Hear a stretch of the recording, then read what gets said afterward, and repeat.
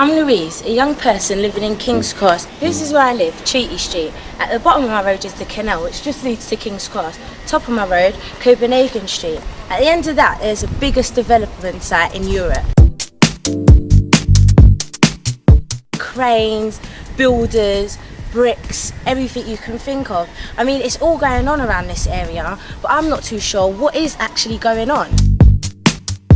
To find out, I decided to go and see Steve, my local youth worker. He's always going on about regeneration, redevelopment and all that, so I thought he'd be the best person to tell me what's going on. You're in an area that's going through a massive change at the moment. Why I'm always going on about it is because I feel that young people are the ones who are going to benefit from this the most, because you will be of age to go to get a house in the area, get employment in this area, and get education in this area. So it's really important that you all know about it. They're just going to build shops, they're really expensive shops, really expensive housing and all that kind of stuff. This actually shows you the area of development, yeah? And in this area you're going to have, as you said, shops, you're going to have maybe even a school, you're going to have maybe, you know, some sort of college, and there'll be restaurants and there'll be bars. Now the idea is that this development becomes a sustainable community. Becomes a sustainable community? What is that? Well, it's a little bit complicated. Which means Steve doesn't know. Fortunately though, he knew a man who did. So he put me in touch with Peter Bishop, who is Head of Environment at Camden Council. I met Peter Bishop at his office, which has a wicked view of the whole of King's Cross. I could even see my house from there. I like your office, it's really nice. I live off Comissioned Street, Treaty Street. It's just like a left on Comissioned Street. Enough about me, I'm here to find out what sustainable community is. A sustainable community is a community that has within it the ability to get better. Therefore, it has good housing, a good physical environment, good design, it has schools, people are healthy, it's safe. Doesn't sound like the King's Cross I know. Well, things are beginning to happen in King's Cross. The real challenge, I think, for us is how can we make it a sustainable community? And the key is it's got to integrate with the surrounding areas. People who live locally have to feel it's part of their turf, it's part of their London. This is definitely my turf, but I still can't see how the new development is going to fit into the old King's Cross.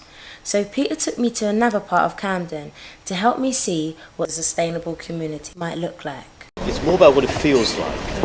And when you just stand here and look around, you can see young people, old people, people from different nationality and ethnic backgrounds. You see people on the street, people comfortable to being on the street. You see a range of shops. You've got dry cleaners, you've got a pharmacy, you've got restaurants, cafes. But the sense that it's public space. You've got a range of housing, you've got a range and a mix of people from different incomes. Did you use this as an example when you was planning King's Cross? It was one of a number of examples. We went out and we found areas in London which we all liked. And we tried to understand why we liked them and how we could try and get this kind of mix into the King's Cross development. It was like these people were playing SimCity, but they were doing it for real. They were creating a new piece of city at the end of my street and changing a big area of London forever. To better work with an area of city like this and change it, and hopefully change it for the better, it's fantastic. I wanted to know what kind of things they were planning to put in this development.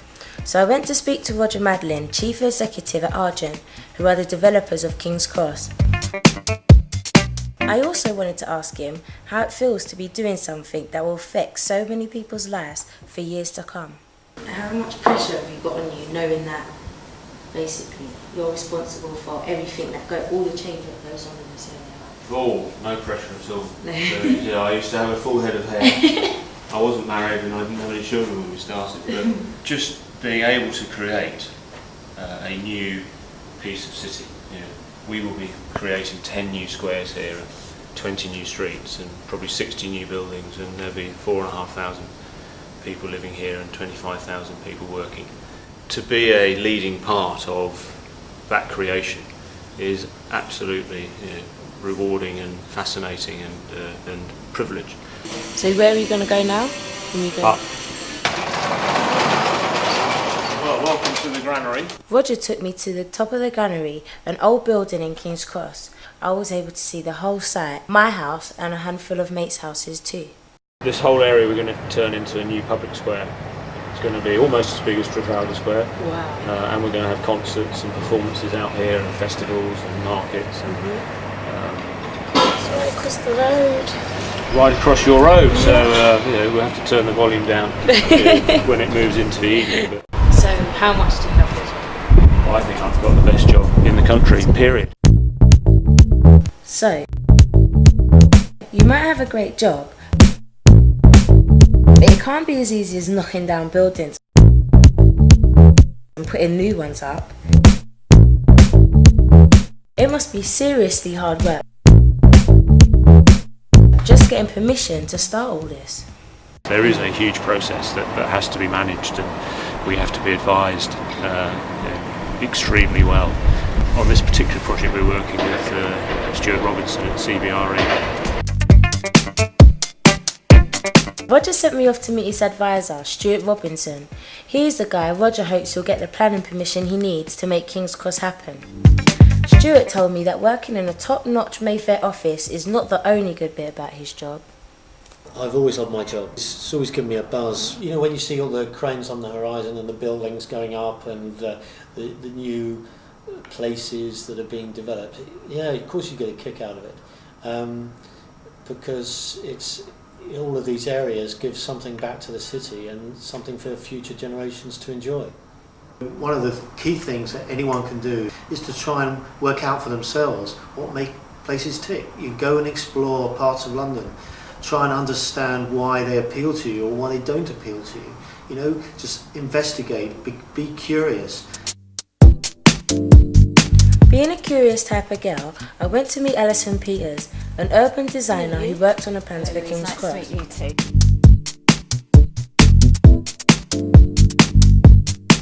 Alison explained how designers have influenced how King's Cross will look and also how the new bit will fit into the old bit. Hagen Street, which is, I understand, close to where you live, we're looking at having a direct connection into King's Cross that links from that. Within the site, there's this irradiating pattern from the granary and the coal drops. This is all part of the historic building pattern, and that radiating pattern also has an influence within King's Cross in the layout of the parks within the site. Urban designers create 3D models on computers to give a clearer image of what the development will look like.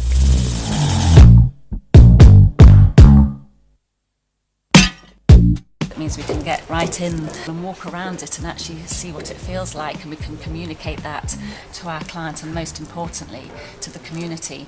So these offices all look really glitzy. What are the best parts of your job? Yes, I mean it's really nice to work in such a big and airy light space, but it gives such satisfaction because you're actually doing something that is going to have a legacy. It's going to be long lasting, it's going to be there for years.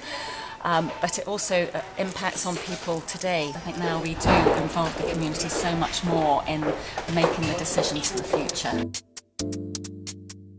One of the main people in King's Cross that is responsible for making sure local communities are involved is Aarti Nanda. I went to meet her to find out what her job entails. I'd like to know basically what you do. What is your job about? I help the community to get involved in the redevelopments that are taking place in the area so that they can take part in decision making and help get more facilities for their own communities, be a voice for them basically. How do you do that? We train people from different community groups and they then go out and consult with their own communities. So why do you think that is so important that all these different types of people know about what's going on in their area? It is very much a deprived area, so it's essential that they actually get everything they can out of these redevelopments. So I've heard a lot about the technical side of your job. Tell me, what is the best thing about your job? It's quite overwhelming sometimes, just the thanks that I do get, just because of the skills they've gained or the information they've learned and the fact that they can go out and make a difference for their own community. So a lot of them have sort of given me thank you cards. I'm always spoilt with flowers and chocolates. Are there any challenges that you have to face doing this job? Yeah, I suppose being on top of all the information. I feel sorry for the council officers actually, who have to first of all digest all this and then pass it on to us. The man who has to be on top of all this is Bob West. Bob took me to the top of the council building to explain how he manages the whole development process for Camden Council and how he is making sure that King's Cross really becomes a sustainable community. My job is really about making sure that everybody who is responsible for doing their little bit has done their bit, and the result is something which makes sense, which you could say is going to last, it's going to be sustainable. For me, sustainability is actually making sure that I don't give you any problems you can't fix. When you come to something like King's Cross, it is so big that you touch on everything in a city life. I've had to deal with all sorts of things. I've had to deal with the problems of the railway going through a cemetery and lots of dead bodies. I don't know quite what's going to happen next. Something like King's Cross, there's always something new every day. You know, being a planner does make a difference. It does help things work better, feel better, taste better, look better.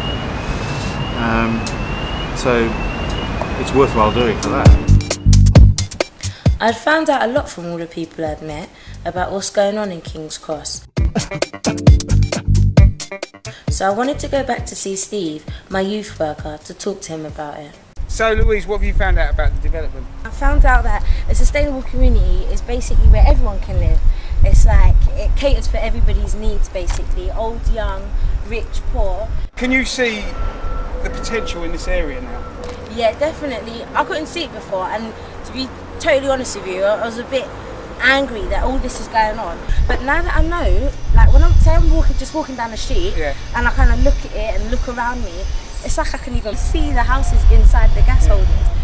And what you've learned, do you feel that will really enable you to be part of this? Definitely, I do want to be a part of it, and I'm already a part of it now just by doing the research that I've been doing over the past few days. What would be your dream to see here and be a part of here? Some really cool shots. And that's it really. No, I'm joking, just like something for everyone. Cool shots, but something for everyone.